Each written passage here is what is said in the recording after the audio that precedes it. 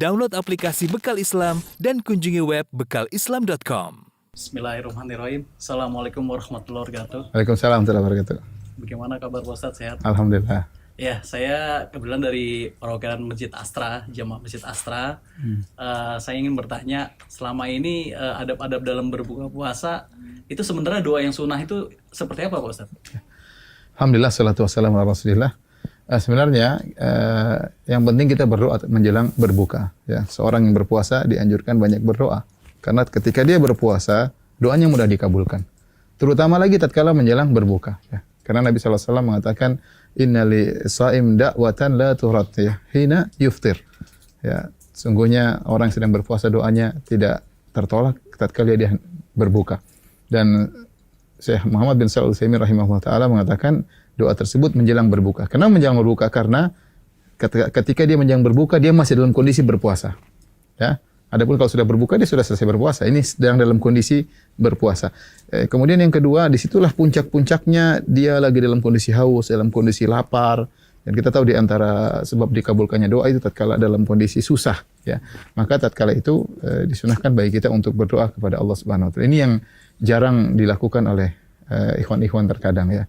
Datang dalam riwayat ya, bagaimana Abdullah bin Amr bin As kalau dia hendak berbuka dia panggil istrinya, dia panggil anaknya, kemudian dia berdoa. Kemudian dia berdoa, dan dia menyampaikan hadis tadi. Bahwasanya Nabi mengatakan bahwasanya orang yang sedang berpuasa doanya tidak tertolak tatkala dia hendak berbuka. Adapun doa yang kita baca, doa apa sih sebenarnya dibolehkan dalam syariat ya. Memang datang dalam satu hadis ya. Rasulullah SAW mengajarkan tentang doa dhahabadh dhama'u wabtallatil uruqu wa thabatal ajru insyaallah. Doa ini diperselisihkan oleh para ulama tentang sahihnya atau hasannya atau dhaifnya. Namun banyak ulama mengatakan hadisnya hasan, artinya bisa dipakai hadis tersebut.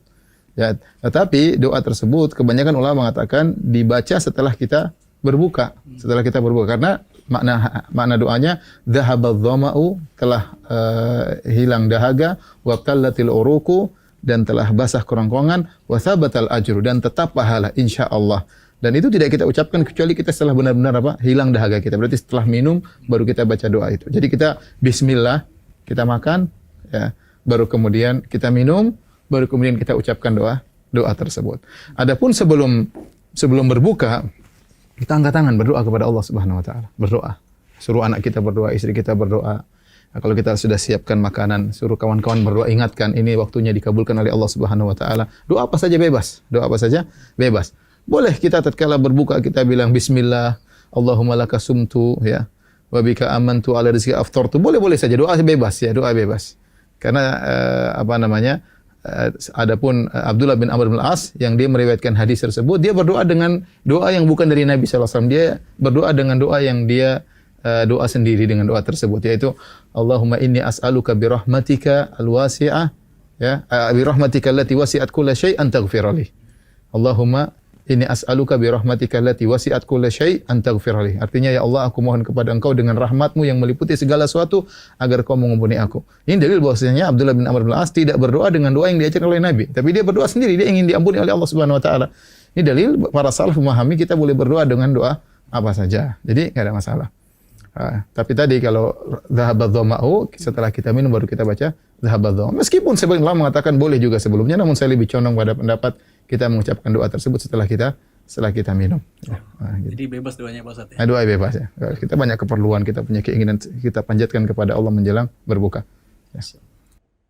Kemudian Pak Ustadz, bagaimana caranya berbuka? Nabi SAW berbuka sebelum sholat dan beliau berbuka dengan rotobat. Rotob ini seperti ini, rotobat ya, ini yang seperti buah-buahan masih segar ya. Fa ilam takun rotobat, kalau tidak rotob maka Nabi SAW fatumairat, maka dengan korma. Ini contoh korma sudah matang, ini kebetulan korma ajwa. Fa ilam takun tumairat, kalau tidak ada korma maka hasawat min ma, maka Rasulullah SAW minum beberapa teguk air. Itu sunnahnya Nabi SAW berbuka.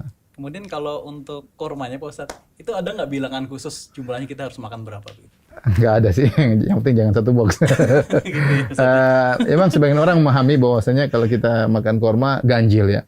Sebenarnya datang Nabi SAW makan korma dengan bilangan ganjil tatkala mau sholat Idul Fitri. Rasulullah SAW sengaja makan korma dengan bilangan ganjil. Adapun selain itu tidak ada dalil. Rasulullah SAW kalau kebetulan makan korma lagi di rumah atau lagi makan di mana, makan dengan ganjil termasuk buka puasa, Rasulullah SAW juga tidak diriwayatkan beliau menyengaja untuk makan korma dengan ganjil, atau makan tahu isi dengan ganjil, atau makan yang lain dengan ganjil. Jadi kita bebas aja makan korma secukupnya, rutab ya. Dan ini sunnah yang ditinggalkan banyak orang. Karena kebanyakan orang kalau sudah disediain makanan yang banyak, terkadang gorengan di luar ya. Sebagian orang mengatakan kalau ini sunnah, gorengan wajib katanya. Jadi Indonesia gitu ya. apalagi Indonesia ya. Kita bilang enggak, kita jalankan sunnah karena kita ingin cari pahala ya. Makanan boleh, yang lain belakangan, yang penting kita korma dulu. Caranya kita bilang bismillah, bismillah, kemudian kita makan korma secukupnya. Setelah itu kita minum, baru kita baca dhahaba dhama'u wa talatul uruq wa thabatal ajr insyaallah.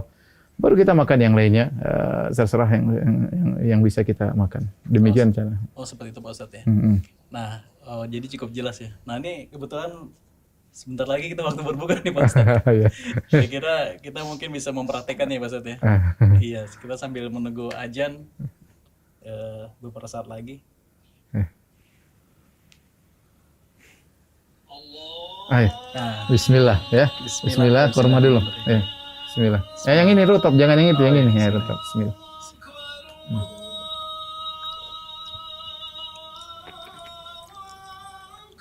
Jangan lupa ketika azan dikumandangkan, kalau kita dengar azannya langsung bukan dari rekaman radio, kita sambil menjawab. sambil menjawab Ya, makan ya seperti biasa ya. Adapun kalau azan tersebut ternyata rekaman tidak harus dijawab.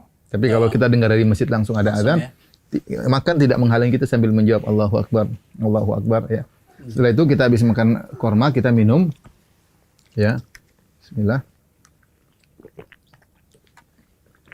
Baru kita baca dhahabadz dhama'u wa talatil uruqu wa thabatal ajr insyaallah. Telah hilang dahaga, bahwasanya kerongkongan sudah basah dan tetap pahala. Dan ini pentingnya agar kita semangat berpuasa. Rasa haus sudah hilang, rasa lapar sudah hilang, pahala tetap di sisi Allah Subhanahu wa taala dan akan didapatkan oleh orang yang berpuasa nanti di akhirat kelak. Kira-kira ini saja Mas Hari ya. Semoga bisa berfaedah bagi kawan-kawan di Masjid Asrah sekalian. Amin. Assalamualaikum warahmatullahi wabarakatuh. Waalaikumsalam warahmatullahi wabarakatuh.